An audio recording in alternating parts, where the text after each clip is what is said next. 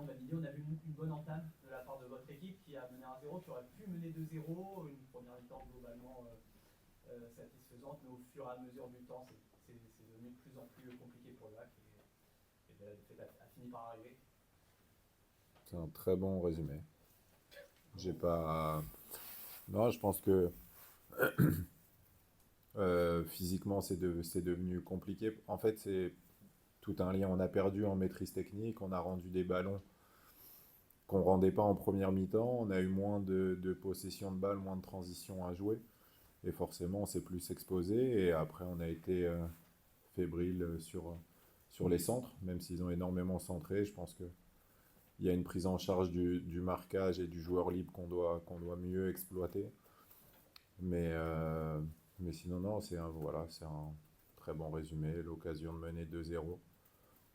On ne le fait pas et on s'expose à l'adversaire. Est-ce que vous avez réfléchi, hésité à effectuer des changements peut-être plus rapidement? Vous me dites on souffrait physiquement. Est-ce que ça aurait pu venir du banc plus tôt, des solutions?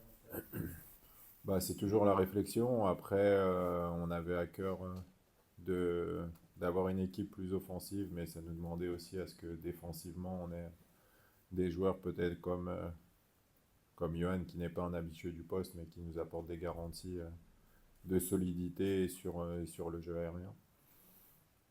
Après, il y a toujours un risque, c'est changer, être plus offensif et s'exposer et subir plus. Voilà, là, on avait à cœur de rester dans le match et de pouvoir revenir sur une opportunité. Est-ce que finalement cette défaite elle était plus frustrante que celle de la semaine dernière?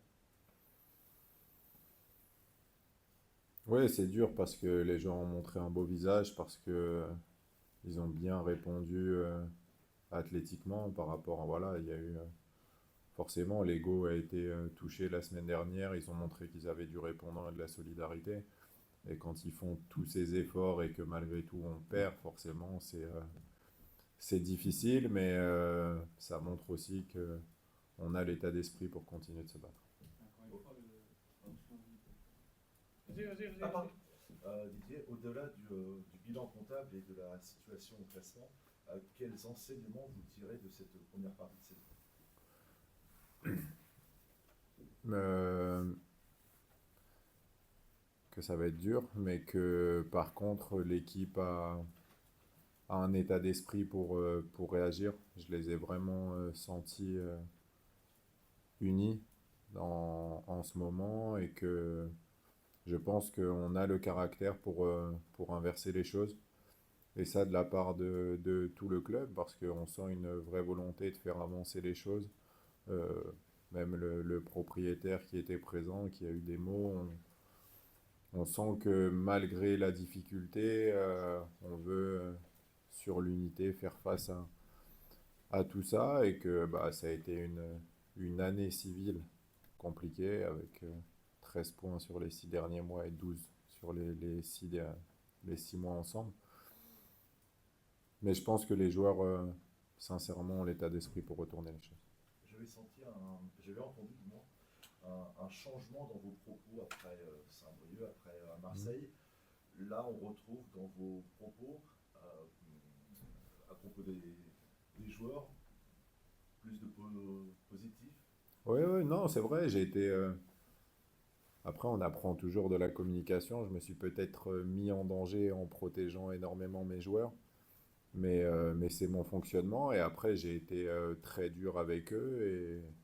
Et le but, c'est d'être juste, c'est de reconnaître qu'aujourd'hui, ce qu'ils ont fait ressemblait beaucoup plus à ce que l'on veut faire. Et que si on arrive à rééditer ce genre de performance, on arrivera à prendre plus de points que ce qu'on a fait jusqu'ici. C'est dur quand même, je vous avoue, de trouver des. Je sais bien qu'il reste encore un demi-championnat à disputer, mais là, je crois que c'est la cinquième défaite consécutive, 13 en 17 matchs. Au-delà du fait que vous allez travailler à l'entraînement, mettre les bouchées doubles, etc., quel motif d'espoir vous pouvez nous donner? Je comprends pas là du tout la Bah, question. En fait, je peux pas lire l'avenir, donc je peux que vous dire très sincèrement, l'investissement de tous, pas seulement des joueurs, même du staff, où je sens un état d'esprit qui a envie de faire tourner les choses, qui ne lâchera pas, qui est solide et solidaire. et avec, je pense, du caractère qui a pris conscience aujourd'hui à quel point c'était difficile et à quel point tout le monde devait tirer dans le même sens pour réussir. François cherche des points positifs. Il y a peut-être cette entame de match. Vous savez, les joueurs attendus, le public attendait ces joueurs-là. Ouais. Malgré tout, ils ne sont pas démontés. On a vu vraiment de l'envie, de l'impact. C'est sur quoi on doit tendre en deuxième partie de saison. C'est ce qui fera maintenir le hack. Oui, il n'y a aucun doute. Mais c'est pour ça que je dis que je pense que cette équipe a vraiment du caractère, parce qu'aujourd'hui, on savait qu'après ce qui s'était passé ces dernières semaines, fallait être fort et ils ont été forts. Ils ont répondu présent. C'est pas encore suffisant pour renverser les choses, mais en tout cas, ils montrent qu'ils arrivent à répondre présent et on va s'appuyer là-dessus et continuer. Mais ce qui est sûr, c'est qu'on lâchera pas. Il reste une question? Non, simplement, Didier, tu dis que l'équipe, elle a le caractère, l'état d'esprit, mais est-ce que selon toi, en l'état, elle a les capacités footballistiques pour se maintenir en Ligue 1? Encore aujourd'hui, mine de rien, c'était compliqué face à une équipe d'Ansoise qui a eu énormément de monopole du ballon. Ou est-ce qu'il faudra absolument l'apport venu du mercato? Est-ce qu'elle a les qualités pour se maintenir footballistiquement?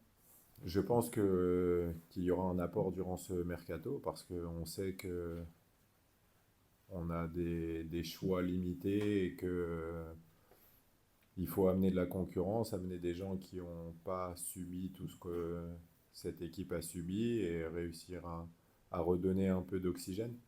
Donc le club travaille vraiment et c'est pour ça que je dis qu'il y a une vraie unité pour réussir à inverser les choses.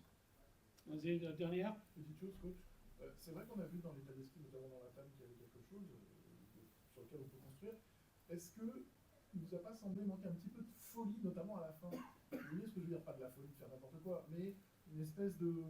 Je sais pris, c'est difficile dans ces conditions, mais vous voyez ce que je veux dire? Vous jouez au foot, ça vous voyez forcément. Ouais, non, je comprends. Après,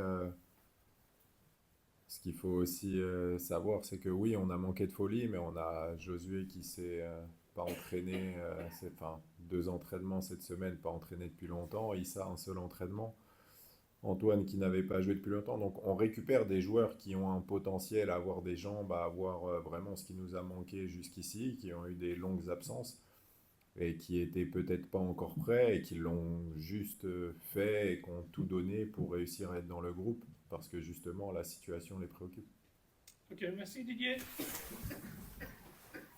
Antoine Joujou arrive.